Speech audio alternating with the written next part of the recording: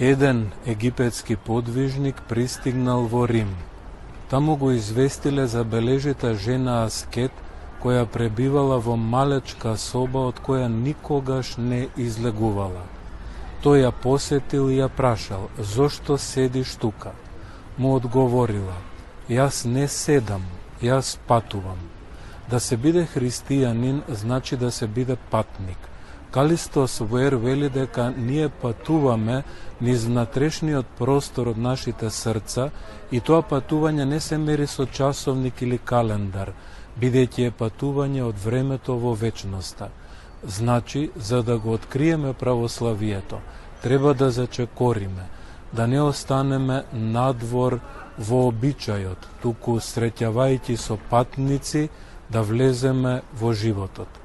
Христос не рече "Јас сум обичај", Он рече "Јас сум животот".